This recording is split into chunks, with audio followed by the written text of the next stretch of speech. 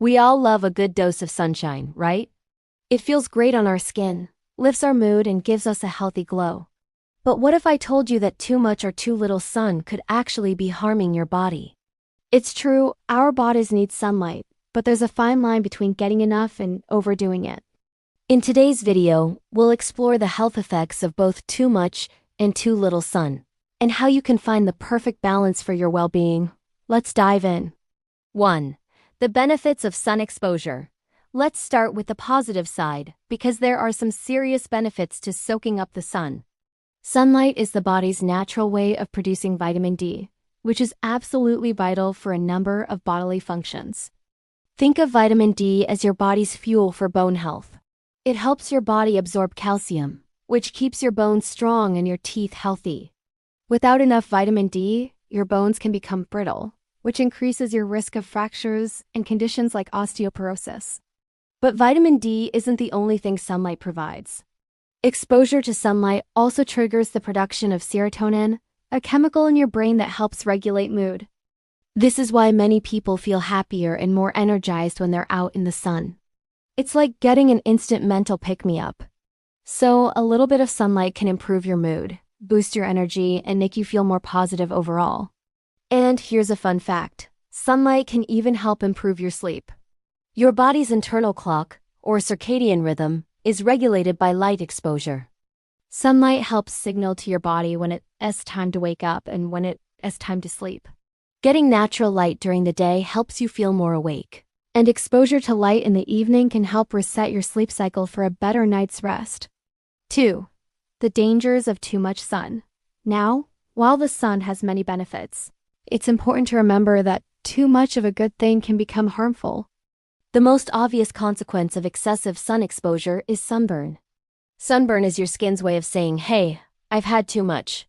It causes redness, pain, and peeling, but the real danger comes with prolonged, unprotected exposure to UV rays. UV rays can penetrate your skin and cause long-term damage, even if you don't feel burnt right away. Think of it like this. Imagine your skin is a sponge. When you first start exposing it to the sun, it can absorb a little, but over time it gets oversaturated and starts to wear out. This damage can lead to wrinkles, age spots, and fine lines. Basically, your skin begins to age faster than it should. But the biggest threat of too much sun exposure is skin cancer.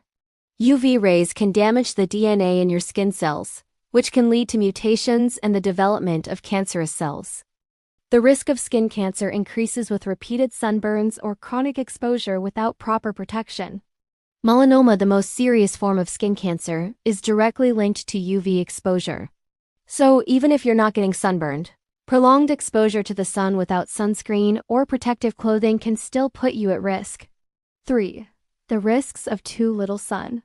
Now let's switch gears and talk about the other side of the equation, too little sun exposure. It might seem like staying indoors or avoiding the sun altogether is the safest option, but too little sunlight can have its own set of health consequences. The biggest concern with limited sun exposure is a deficiency in vitamin D. As I mentioned earlier, sunlight is essential for the production of vitamin D, and when you're not getting enough, your body can't perform important functions that rely on it.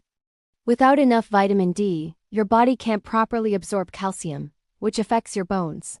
You might develop bone conditions like osteomalacia or rickets in children, which cause bones to weaken and become more prone to fractures.